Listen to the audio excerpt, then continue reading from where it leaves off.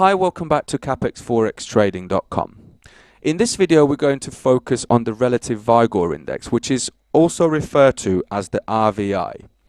Now, we've set the periods to 10 here. However, we do use a period setting of 14. The reason why is because when we use other indicators in conjunction with the RVI, their period settings are set at 14. So it's always good that the indicators that you're using when you're using multiple ones all have the same period setting. But when we use the RVI on its own, we bring the setting down to 10. Now, as you can see, RVI is made up of two lines. One is green and one is red. Now, you don't need to know what these lines mean or how they're calculated. The only factors that we're concerned with are where do crossovers and cross-unders occur between those two lines, and what does that mean in relation to our price chart. So, in general terms, when the green line crosses under the red line, like it's done there, we usually have a downtrend. When the green line crosses over the red line, like it's done there, we usually have an uptrend.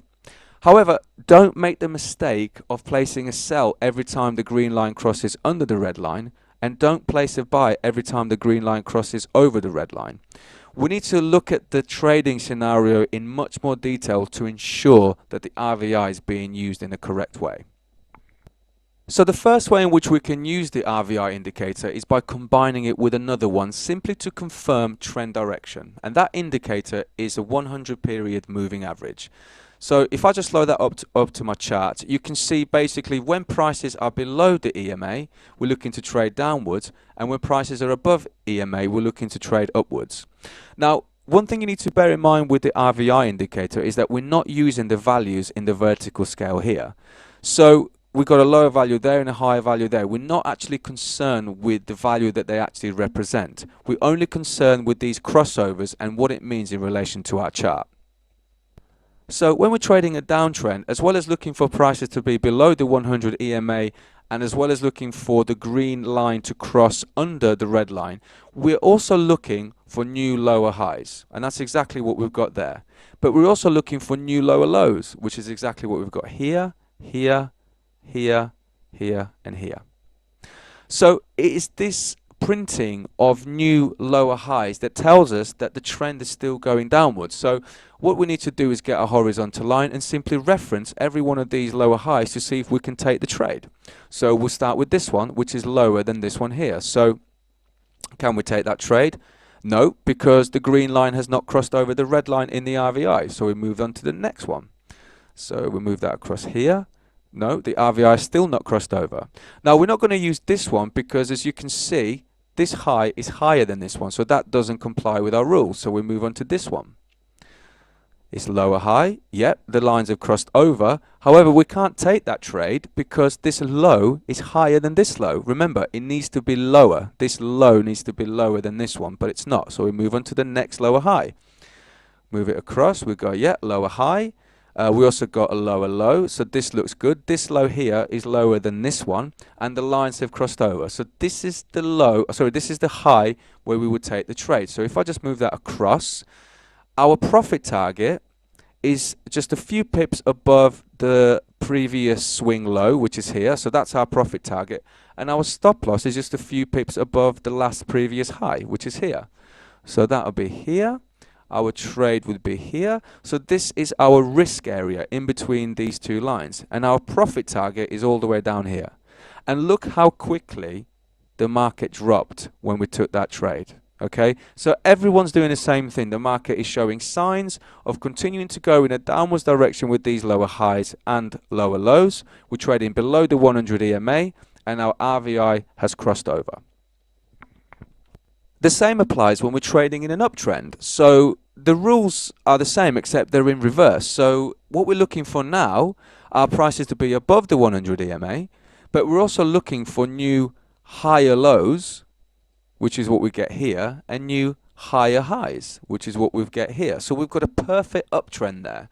So as long as we have a crossover of the green line over the red line, we can take the trade. So let's look at this swing low here. So this low is higher than this low. Great. We also have a previous higher high compared to this one. So that's our profit target. So our profit target would be here, our stop loss for this low would be just a few pips below the previous low, which is there, so that would be here. So our trade would begin at this point here. So this is our risk in between those two lines, and this is our reward, basically up until the last previous high. So you can see that the same rule applies as long as the crossover is happening in RVI, but the rules are in reverse in terms of our highs. Remember, when we're trading down, we're looking for lower highs, and when we're trading upwards, we're looking for higher lows. So the last way in which we can use the RVI is by referencing this zero value that you can see here. Now, we're not using the value because of its characteristics. The only reason why we're using it is because it's our center point.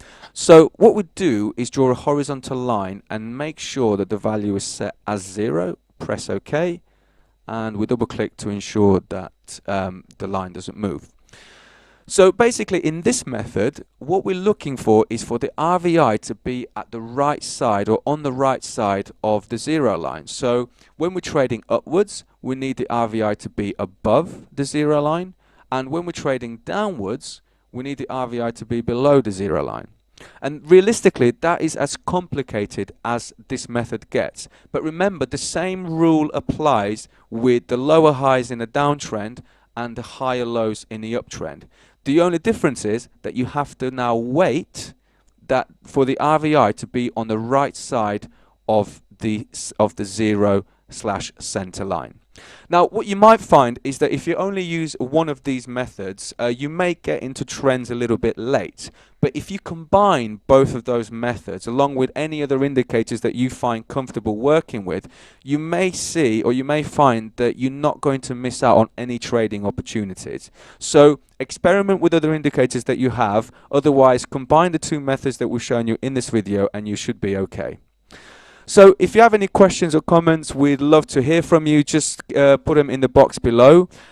If you haven't done so already, please subscribe to our YouTube channel or follow us on Facebook, Twitter, LinkedIn or Google+. And we shall see you for the next video.